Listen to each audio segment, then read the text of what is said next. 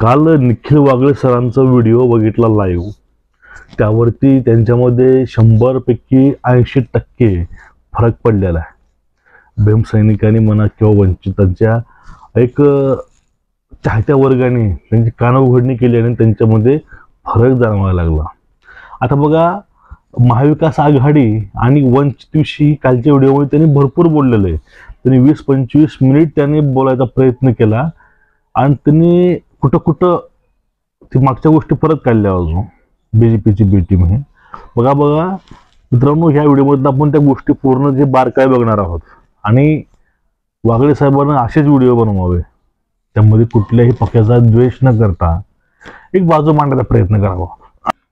वंचित बहुजन आघाडी आणि महाविकास आघाडी यांच्या बैठक होती मुंबईमध्ये एक हॉटेलमध्ये. त्या बैठकीला 2 आपले सदस्य गेले होते बैठकीसाठी वंचितचे. त्यावेळेस हॉटेलमध्ये काय झालं, जयंत पाटलाने या दोघांना सांगितलं, थोडंसं आम्हाला बोलायचं, तुम्ही जरा बाहेर जावा. बघा, हे गोष्ट कुणालाही कोणी बोललं तर राग येतेच. स्वतःपासून एखाद्या व्यक्तीला आपण दूर केलं म्हणजे हे आपण आता काय असं बोलणार आहोत ते बोलणं त्यांनी ऐकायला नको आहे, ह्याचा अर्थ असा होतो. तो एक अपमान झाला आणि तो अपमान वंचितचा त्या बैठकीमध्ये झाला होता. यावरती सारवासारव भरपूर केली राष्ट्रवादी आणि काँग्रेसने, पण हा अपमान छोट्यांना मान्य करावाच लागेल. हे चांगली गोष्ट नाही, वाईट गोष्ट आहे, हा विषय होता. त्यानंतर एक अशी गोष्ट पसरत होती की बाळासाहेब आंबेडकर अखेर एकटा चलणार आहेत. ते वंचित आघाडी घेऊन महाविकास आघाडीमध्ये सामील होणार नाहीत, ह्या पण चर्चा चालू आहेत.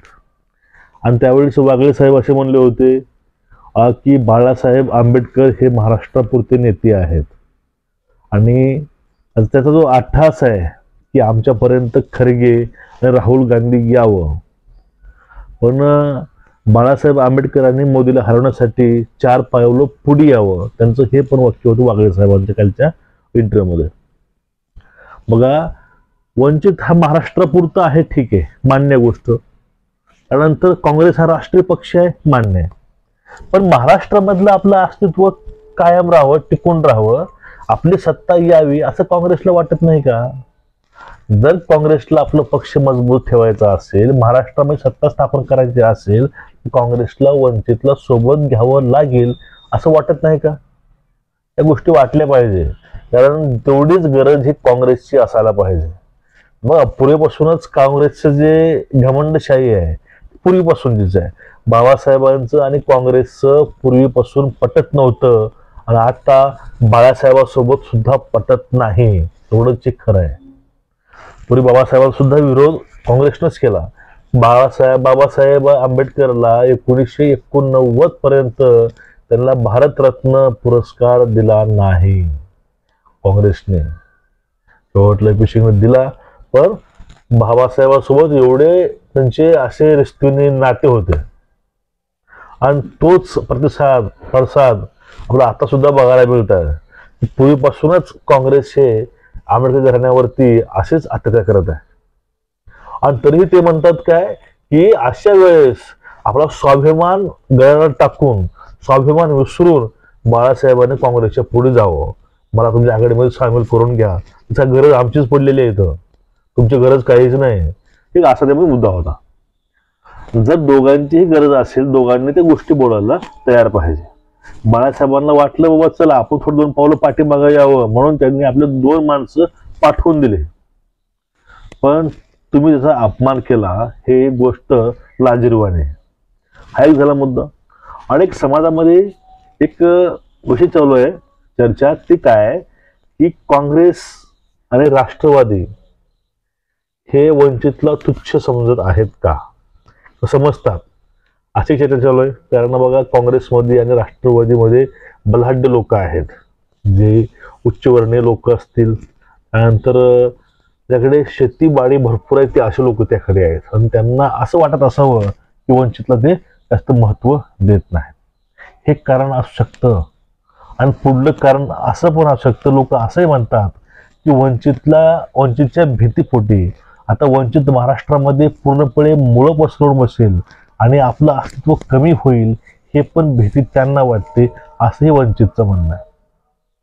बघा, एका ठिकाणी काँग्रेस आणि राष्ट्रवादी ह्या गोष्टी बोलतं की वंचित आघाडी त्यांचं जे मनुष्यबळ आहे किंवा जो विस्तार आहे तो कमी आहे महाराष्ट्रामध्ये, म्हणून त्यांना जागा कमी द्याव्या. पण परत ते कुठून तेच म्हणते अजून की यांच्यामुळे आमच्या 9 जागा पडल्या. म्हणून म्हणतो, तुम्हाला जर ते 9 जागा पाडायच्या नसतील तर तुम्ही वंचित सोबत या. तुम्हाला इथनं वाटत असेल की आपण नाही बाबा, आपल्याला मोदीला ह्यावेळेस हरवायचंय, आपल्याला सत्ता स्थापन करायची आहे, मग तुम्ही वंचित सोबत या. नाहीतर उगं विनाकारण आक्षेप घेऊन असं मग सध्या काय चालू माहिती आहे का महाराष्ट्रामध्ये, फक्त वंचित आमच्या सोबत आहे फक्त भासवायचं. लोकांना फक्त हे सांगायचं की वंचित आमच्या सोबत आहे, म्हणजे लोकांना खरंच वाटावं सोबत वंचित आहे, पण त्याविषयी अजून कुठलाही निर्णय आला नाही. बाळासाहेबांकडनं याविषयी अजून कुठलंही अपडेट दिले नाही की आम्ही वंचित हे महाविकास आघाडीमध्ये सामील आहोत म्हणून. इकडनं वारंवार येते, पण इकडनं त्या गोष्टीचा आजपर्यंत स्वीकार झाला नाही. एक गोष्ट झाली. पुढली गोष्ट काय, बाळासाहेबांचं म्हणणं काय, काँग्रेसनं इज्जत द्यायला शिकावी लागते. असं सध्या बघा, काँग्रेस पुढच्या लोकांना किंवा पुढच्या पक्षांना इज्जत देताना दिसत नाही. ते त्या द्यायची गरज आहे. आणि आता पुढला मुद्दा जो आहे तो मुद्दा म्हणजे 2024च्या निवडणुकीमध्ये बाळासाहेबांची जी रणनीती आहे, रणनीती आतापासून नाही, 2019 पासून चालू आहे. याचा प्रत्यय तुम्हाला आता 24 मध्ये नक्की दिसून येईल. त्यामध्ये बाळासाहेबांची ओबीसी सोबत असलेले संबंध आणि जे आपलं मराठा आरक्षण आहे त्यातील संबंध त्यांनी स्वतः बाळासाहेबांनी बोलून दाखवलेले आहेत. बघा, 27 तारखेला बाळासाहेब आंबेडकर हे मुंबईला होते, त्यावेळेस ते प्रत्यक्ष जाऊन पूर्णपणे आढावा घेतलेला आहे की मराठा आंदोलक सुद्धा ह्याच गोष्टी बोलत होते की बाळासाहेब आंबेडकरांसोबत आम्ही नक्कीच असणार आहोत 100%. त्यामुळं वंचित आता पक्ष हा फक्त लहान राहिला नाही, वंचितचं विस्तार आणि व्याप्ती हे भरपूर वाढलेली आहे. आता याचा फायदा कसा घ्यायचा आहे हे महाविकास आघाडीने ठरवायचं. आता अजून एक मुद्दा येतो, तो मुद्दा जागा वाटपाचा. शिवसेनेने 23 जागा मागितल्या होत्या, पण त्यांना 17 जागा मिळतील. 17 मधील 1 जागा वंचितला आणि 1 जागा मिळणार ते राजू शेट्टीला. हा पण विषय चालू आहे.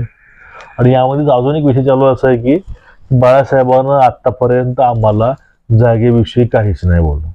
अरे, वारंवार मीडियावरती बाळासाहेब बोलतात की आम्हाला 12 जागा द्या. बाळासाहेबांनी हे पण सांगितलं, मीडियामध्ये गोष्टी बोलायच्या असतात, पण आपण प्रत्यक्षामध्ये ज्यावेळेस भेटू त्यावेळेस आपण बोलू.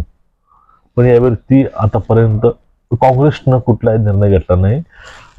महाविकास आघाडीमध्ये बाळासाहेब येवं ही राष्ट्रवादीची पण इच्छा आहे, सेनेची पण इच्छा आहे, कारण ऑलरेडी सेनेची आणि दोघांची युती आहे. पण या ठिकाणी काँग्रेसची उदासीनता काय येते, तर वागळे म्हणतात की काँग्रेसला अजून पण वाटते की बाळासाहेब आंबेडकर ही बी टीम आहे भाजपची. बघा, आता जर अरे सिंपल गोष्ट, तुमची काय अक्कल काय कुठं जाते कळत नाही मला. अरे, जर ते जर बी टीम असली असती त्यांनी तुमच्या मागे लागली असती का, आपण युती करू बाबा, आपण सोबत राहू बाबा, आपण हरवू बाबा, हे ते ती गोष्ट बोलली असते का? तुम्ही पूर्णपणे अक्कल शून्य लोक आहात. तुमच्या या ताकदीचा फायदा हे भाजप घेत आहे वर्षानुवर्ष. आता पण हेच चालू आहे. त्याची गरज आहे तो आतमध्ये नसतो आघाडीमध्ये, जे गरज नाही ते भरलेले असतात. फक्त जातीय कारण आहे का, किंवा आज पण तुम्ही उच्चवर्णीय आणि कनिष्ठवर्णीय गोष्टी करता, यावरती संशय यायला लागलाय. ह्या संशयावरची छुप्पी सोडून टाकावं आणि काँग्रेसनं लवकरात लवकर अधिकृत पत्र पाठवावं बाळासाहेबांना आणि त्यांनी घोषणा करावी की आम्ही बाळासाहेबांची वंचित आघाडीला महाविकास आघाडीमध्ये घ्यायला तयार आहोत. विषय क्लोज झाला. फक्त एक लेटर पाठवायचे. फक्त तुम्ही यात्रा करताय दक्षिण उत्तर पूर्व पश्चिम, तुम्ही कुठेही फिरताय चालतंय, प्रत्येक पैसे खर्च कराल चालेल, पण तुम्हाला एक पत्र पाठवायला तुमचं जातंय का, हा एक प्रश्न प्रत्येक मतदाराला पडलेला आहे. आणि हाच प्रश्न येणाऱ्या इलेक्शनमध्ये नक्कीच उठून धरेल. त्याचा नक्कीच तोटा हा काँग्रेसला भोगावाच लागणार आहे. तुम्हाला याविषयी वाटतंय काय, तुमचं ओपिनियन काय आहे, नक्कीच कमेंट करून सांगा. आणि चॅनलला सबस्क्राईब करा आणि बेल आयकॉन दाबून व्हिडिओ शेअर करा. सोना जय हिंद, सोना जय महाराष्ट्र, जय शिवराय, जय भीम.